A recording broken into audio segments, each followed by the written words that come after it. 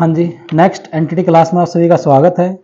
हमारा जो टॉपिक चल रहा है लेसन नंबर 1 बाल मनोविज्ञान और टॉपिक नंबर 4 जो हमने लास्ट टाइम कंप्लीट किया था। अगला हमारा टॉपिक है टॉपिक नंबर 5 जिसका नाम है खेल क्या है, खेल तथा कार्य में क्या अंतर है, इसकी परिभाषा तथा विशेषताएं बताइए। इसके बारे में बताया गया है कि खेल एक सर्वभौतिक क्रिया है। सर्वभौतिक मतलब इसमें कई लोग इकट्ठा मिलकर खेलते हैं। सर्वभौतिक क्रिया है। जब से व्यक्ति के अस्तित्व के बारे में इतिहास गवाही देता है तब से उसकी खेल की प्रवृत्तियों की जानकारी भी देता है। बालक युगों से खेल खेलते आ रहे हैं। सभी देश, समाज एवं जाति के बालक अपनी रुचि एवं सामर्थ्य के अनुसार खेलते हैं। खेल वस्तुतः मनुष्य को सुख प्रदान करने वाली क्रिया है जो उसके मानसिक शब्द को मिटाता है तथा उसके जीवन की प्रेरणा देने का कार्य करती है। बताया गया है कि इसमें बताया गया कि खेल जो है, खेल क्या है, एक सर्वभौतिक, सर्वभौतिक का मतलब होता है जिसमें सभी को अच्छा लगे, सभी इकट्ठे एक साथ मिलकर खेलते हैं, उसको सर्वभौतिक क्रिया है। जब से व्यक्ति के अस्तित्व के बारे में पता चला, जब से व्यक्तियों के बारे में पता चला, इसके अस्तित्व के बारे में पता चला, बताया गया है कि तब से यह इतिहास गवाही देता है कि उसके खेल की प्रवृत्तियों की भी जानकारी देता है। मतलब जैसे इंसान के बारे में हमने पता चला है, उसकी प्रवृत्तियों के बारे में पता चला, तो उसके साथ साथ हमने ये भी जाना है कि भी इंसान हर प्रकार के खेल खेलने में रुचि अपनी दिखाता है। बालक युगों से खेल खेलते आ रहे हैं। सभी देश, समाज एवं जाति के बालक अपनी रुचि एवं सामर्थ्य के अनुसार खेलते हैं। बताया गया कि बालक जो है, बच्चे जो है, युगों युगों से, बहुत पहले से, बहुत जब से मतलब कि अस्तित्व में आए हैं तब से खेल खेलते जा रहे हैं। और खेल जो खेलते हैं वो अपनी सामर्थ्य, अपनी रुचि मतलब अपने इंटरेस्ट के अकॉर्डिंग और अपनी एबिलिटी के अकॉर्डिंग खेल खेलते हैं। ये सभी देश, समाज एवं जाति के बालक जो सभी अपने अपने खेल पूर्ण रूप से अपने लिए खेली जाने वाली क्रिया है जिसके पीछे कोई लक्ष्य या कोई उद्देश्य निहित नहीं होता। मतलब खेल क्या है, खेल अपने लिए खेले जाने वाला एक साधन है जिसके लिए मतलब कोई किसी प्रकार का लक्ष्य निश्चित नहीं होता। सिर्फ लक्ष्य क्या होता है, अपने मन को शांति।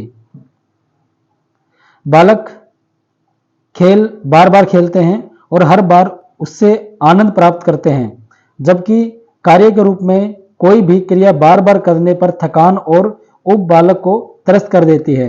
एक ही क्रिया खेल और कार्य दोनों ही हो सकती है। उसे उद्देश्य के साथ छोड़ दिया जाए। वस्तुतः खेल लक्ष्य के साथ साथ परिणाम से भी नहीं जुड़ा होता है और तो उसे क्रिया में स्वतंत्रता प्रदान करता है। बताया गया कि बालक जो है बार बार खेल खेलते, वो खेल से नहीं थकते, लेकिन अगर कोई ऐसी क्रिया करते हैं, जो कोई कार्य करते हैं, उस कार्य से बार बार करने से थक जाते हैं। इसमें यह बताया गया है। जबकि कार्य के रूप में कोई भी कार्य बार बार करते हैं उसमें थकान और ऊब, थकान महसूस करते हैं। एक ही क्रिया खेल और कार्य दोनों हो सकती है। बताया गया कोई ऐसी क्रिया खेल भी हो सकती है और कार्य भी हो सकती है, दोनों चीज हो सकती है। उसे उद्देश्य के साथ जोड़ दिया जाए। मतलब यदि किसी खेल के अंदर कोई उद्देश्य जोड़ दिया जाए तो आपका खेल और कार्य दोनों हो सकता है। जैसे कुछ बच्चे मेडल के लिए खेलते हैं, कुछ नौकरी के लिए खेलते हैं, कुछ अपने आप को आगे कामयाब बनाने के लिए खेलते हैं। क्लियर। उसके बाद वस्तुतः खेल लक्ष्य के साथ साथ परिणाम से भी नहीं जुड़ा होता। कहता है कि खेल का लक्ष्य जो होता है वो सिर्फ खेल खेलना होता है, परिणाम से नहीं जुड़ा होता। परिणाम का मतलब होता है हमें नहीं पता हमें यहाँ पे जीत मिलेगी, हार मिलेगी, क्या मिलेगा, बस हमारा काम क्या होता है, खेलना होता है, खेल खेलना होता है। तो उसे क्रिया में स्वतंत्रता प्रदान करता है। कह रहा है कि खेल को खेल की भावना से खेलना चाहिए, ना कि जीत हार की भावना से खेलना चाहिए। यदि हम उसको खेल को खेल की भावना से खेलेंगे तो ही स्वतंत्रता पूर्वक हम उसमें क्रियाएं कर सकते हैं। नेक्स्ट इसके बारे में बताया गया है खेल एवं कार्य में क्या अंतर है। खेल एक लक्ष्य विहीन क्रिया है जिसका निहित तत्व आनंद प्राप्त करना है, जबकि कार्य लक्ष्य की ओर प्रेरित करता है। बताया गया खेल जो है उसमें किसी प्रकार का लक्ष्य निर्धारित नहीं होता, लेकिन कार्य उसमें हमें खेल के अंदर मनुष्य को आनंद भी प्राप्त होता है और उसके शरीर को ऊर्जा भी प्रदान होती है। जबकि कार्य जो होता है उसमें किसी प्रकार का लक्ष्य और लक्ष्य को की ओर प्रेरित करता है। कार्य में क्या होता है, हम कार्य इसलिए करते हैं ताकि हमें उसके पीछे कुछ ना कुछ मिल सके, इसलिए कार्य करते हैं। उसके बाद नंबर 2 टॉपिक बताया गया है खेल बालक की नई स्फूर्ति प्रदान करता है, जबकि कार्य शारीरिक एवं मानसिक थकान प्रदान करता है। खेल में बच्चे को कितना खेलता रहे, कितना खेलता, उसको थकान महसूस नहीं होती, लेकिन अगर उसी बच्चे को कोई काम करने के लिए दे दिया जाए, वो काम बार बार करेगा तो उसको थकान महसूस होने लग जाती है। नंबर 3 बताया गया है खेल के समय की तथा कार्य पद्धति की परितंत्रता नहीं होती। कह रहा है कि खेल खेलते समय बच्चे को पता नहीं चलता उनको कितना समय होगा कितना नहीं होगा, बस वो खेलने में रुचि दिखाते रहते हैं और अपना खेल खेलते रहते हैं, उनको समय का आभास नहीं होता। बालक स्वतंत्र होता है, अपने बनाए गए नियम एवं पद्धति से क्रिया करता है, इसमें क्रिया करता है, जबकि खेल के अतिरिक्त कार्यों में अपने बड़ों के बनाए नियम के अतिरिक्त समय की सीमितता की बाधा होती है। बताया गया कि इसमें बालक बिल्कुल स्वतंत्र होता है, अपने बनाए गए नियम एवं पद्धति के से क्रिया करता है। खेल के अंदर जो उसके द्वारा खुद के द्वारा बनाए गए नियम है, उसके द्वारा खुद के बनाए गए पद्धतियां हैं, उसके द्वारा कार्य करता है। तथा खेल के अतिरिक्त कार्य में खेल के टॉपिक नंबर 4 बताता है, खेल में परिणाम गौण होता है जबकि कार्य में परिणाम प्राथमिक होता है। कार्य की आवश्यकता सफलता परिणाम पर निर्भर करती है, जबकि खेल की सफलता असफलता का प्रश्न उससे पीछे आनंद से जुड़ा होता है। कह रहा है कि खेल के अंदर जो परिणाम होता है वो मायने नहीं रखता, जबकि उसके अंदर आनंद मायने रखता है कि हमें खेल के अंदर कितना आनंद महसूस हो रहा है वो मायने रखता है। लेकिन कार्य के अंदर क्या है, कार्य के अंदर परिणाम की प्राथमिकता पहले होती है, भाई इसके हमें परिणाम क्या मिलेंगे वो पहले होता है। कार्य की आवश्यकता सफलता परिणाम पर निर्भर करती है। कार्य जो होता है उसकी आवश्यकता जो होती है, उसकी सफलता जो होती है वो किस पे निर्भर करती है, परिणाम के ऊपर। हमें उसका परिणाम क्या मिलेगा, हम ये कार्य करेंगे तो उसका हमें फल क्या मिलेगा, हम ये काम करें उसका फल हमें क्या मिलेगा, उस पर निर्भर करती है। जबकि खेल की सफलता असफलता का प्रश्न उससे मिलने आनंद से जुड़ा होता है। और खेल के अंदर क्या होता है, सिर्फ आनंद महसूस करना होता है, उसके द्वारा हमें सफलता मिले असफलता मिले से में कोई लेना देना नहीं होता। कार्य अधिक बार करने पर निरस्ता प्रदान करते हैं, मतलब कार्य को बार बार करने से, जैसे बोलते हैं ना उब जाते हैं, बोर हो जाते हैं, तो वो हो जाते हैं। किसी कार्य को बार बार करने से इंसान थकान भी बहुत जल्दी महसूस करने लग जाता है। जबकि खेल बार बार खेलने से और अधिक आनंद देते हैं तथा सफलता प्रदान करते हैं। बताया गया खेल को यदि हम बार बार खेलते रहते हैं उससे आनंद की प्राप्ति होती है, प्लस क्या होता है साथ में सफलता भी प्राप्ति होती है।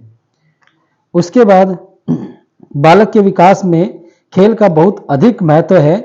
खेल के द्वारा केवल शारीरिक तथा बुद्धि ही प्रभावित नहीं होती, वरन जीवन में समस्त पहलुओं के विकास पर खेल अपना प्रभाव डालते हैं। बताया गया खेल से बच्चे की शारीरिक और मानसिक दोनों बुद्धियों का दोनों प्रकार से उसका मतलब दोनों प्रकार से उसको प्रभावित करती है। खेल निरुद्देश्य एवं निरर्थक माने जाते हैं, परंतु वास्तव में प्रारंभिक जीवन में खेल को बालक के विकास की रीढ़ माना जाता है। केवल बालक के लिए ही नहीं वरन हर अवस्था में खेल अत्यंत महत्वपूर्ण है। बताया गया है कि खेल हर अवस्था के व्यक्ति के लिए उपयोगी माना गया है, लेकिन बच्चे जो होते हैं उनके विकास जो होता है वो खेल के द्वारा ही होता है, ये बताया गया है और इसकी रीढ़ माना गया है। नेक्स्ट बताया गया है, गुलिन ने कहा है खेल वह क्रिया है जिसे हम अपनी इच्छा अनुसार स्वतंत्रता पूर्वक करते हैं। बताया गया खेल एक ऐसी क्रिया है जो हम अपनी इच्छा से अपनी मर्जी से और हम स्वतंत्रता पूर्वक करते हैं, उसे खेल की संज्ञा दी गई है। उसके बाद वैलेंटाइन ने के अनुसार बताया गया है जो क्रिया खेल के लिए की जाती है वही खेल क्रिया कहलाती है। खेल आनंददायक होता है, खेल का उद्देश्य खेल ही है। बताया गया है कि ये कहते हैं कि जो क्रिया खेल के लिए की जाती है वो खेल कहलाती है और यह बहुत अधिक आनंद प्रदान करता है और आनंददायक होता है। आनंददायक होता है।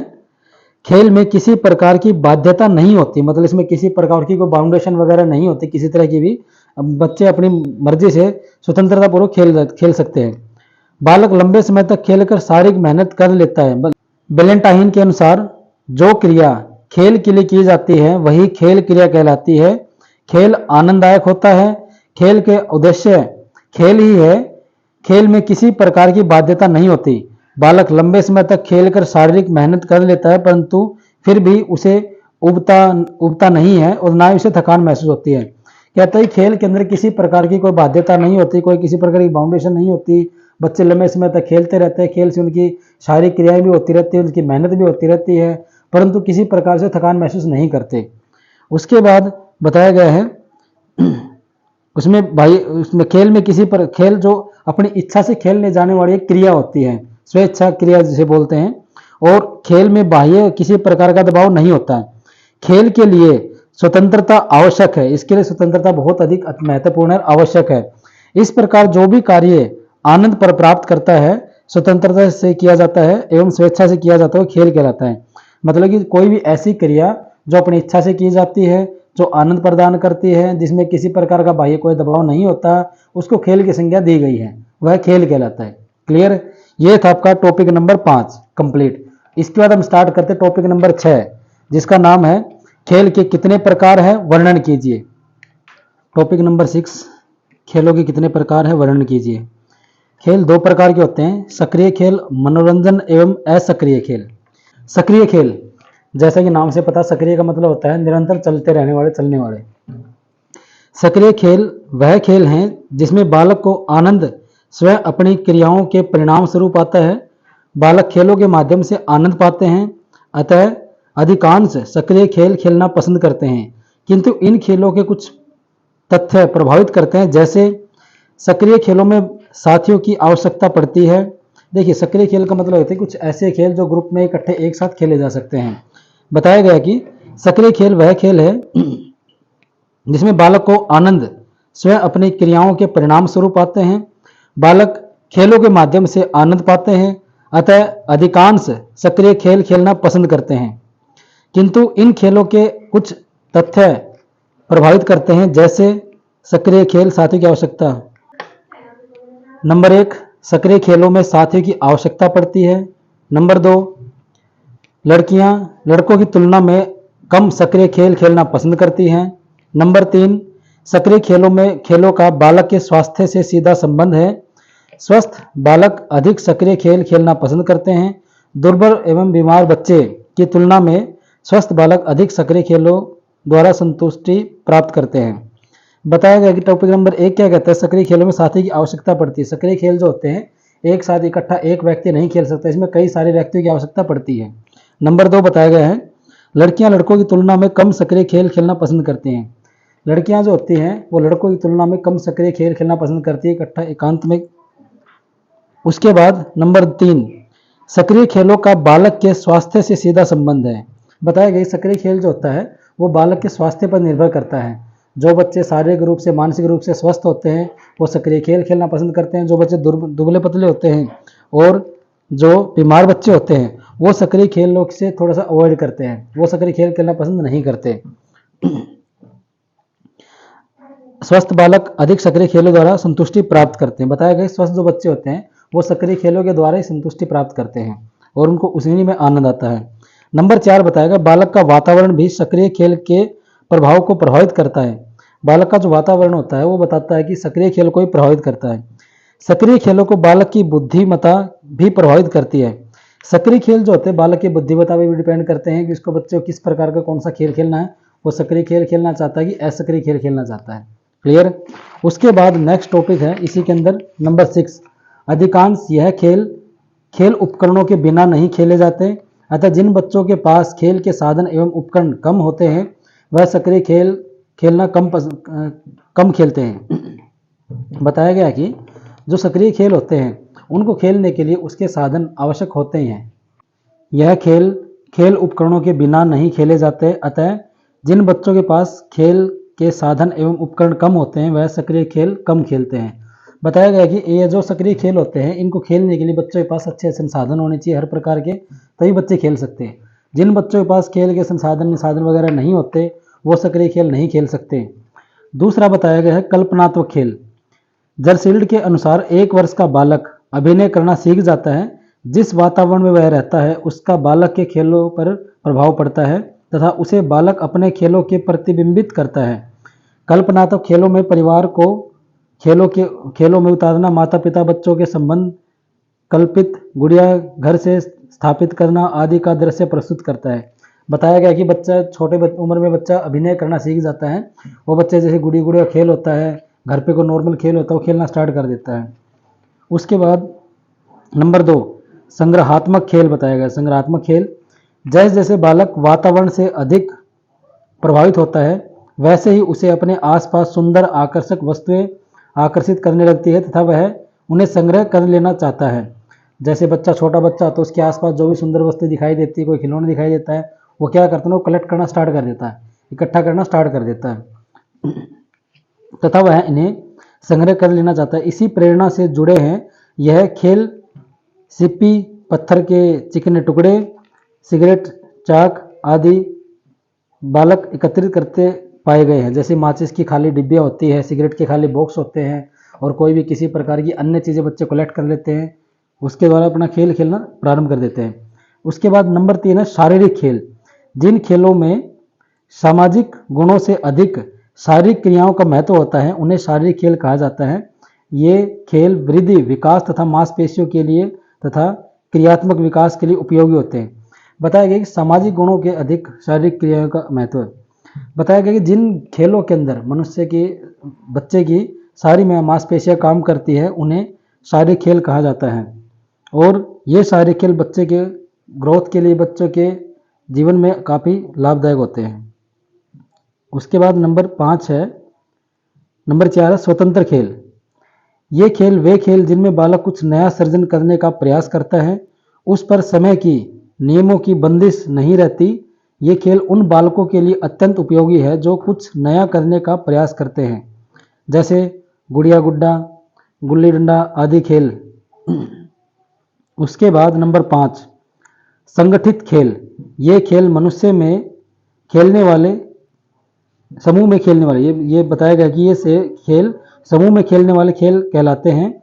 बाल्यकाल से यह खेल बालकों को अत्यंत प्रचलित होता है। इन खेलने में ज़्यादातर मैदान में खेलने वाले बच्चे खेलने वाले खेल आते हैं, जैसे फुटबॉल। बताया गया कि संगठित खेल का मतलब होता है कि कुछ ऐसे गेम, ऐसे खेल जिसके द्वारा बच्चे इकट्ठे कलेक्ट करके इकट्ठे ग्रुप के अंदर खेलना पसंद करते हैं और ये खेल केवल ग्राउंड में ही खेले जाते हैं, जैसे फुटबॉल है, क्रिकेट है, खो खो है। ये संगठित खेल ऐसे खेल है जो इकट्ठे कई बच्चे मिलकर खेलना पसंद करते हैं और जो ग्राउंड में खेल सकते हैं। उसके बाद नंबर 2 टॉपिक बताया गया मनोरंजन एवं सक्रिय खेल। ये वह खेल हैं जिसमें बालक कम से कम शारीरिक गतिविधियां करके दूसरों की क्रियाओं के परिणाम स्वरूप आनंद पाते हैं। यह क्रिया क्योंकि बालक के सुखद आनंद की अनुभूति प्रदान करती है, वह भी खेल के अंतर्गत आती है। जैसे टेलीविज़न देखना। असक्रिय खेल का मतलब होता है कि कुछ ऐसे खेल जिसमें बच्चे अपनी प्रतिक्रिया कम करते हैं, जिसमें अपनी मांसपेशियों को ज़्यादा कम, बहुत ही कम यूज़ करते हैं। जैसे कुछ बच्चे वीडियो खेल खेलना पसंद करते हैं, कुछ घर पे कार्टून देखना पसंद करते हैं, कुछ टेलीविज़न देखना पसंद करते हैं, उसके अलावा कुछ संगीत सुनना पसंद करते हैं, कहानियाँ, कॉमिक्स पढ़ना पसंद करते हैं या फिर किसी प्रकार का प्रदर्शन करना पसंद करते हैं। वो सारे असक्रिय खेल आते हैं जिसमें कम एक्टिविटी होती है बच्चे की। क्लियर? ये थे आपके टॉपिक नंबर 6, चैप्टर नंबर 1 का 6 टॉपिक आपका कंप्लीट होता है। अगला अपना जो टॉपिक रहेगा टॉपिक 7, चैप्टर 1 टॉपिक 7, मानसिक स्वास्थ्य से आप क्या समझते हैं, स्वस्थ मानसिक स्वास्थ्य के क्या लक्षण है, ये अपना नेक्स्ट टॉपिक रहेगा। Clear? Thank you very much, धन्यवाद।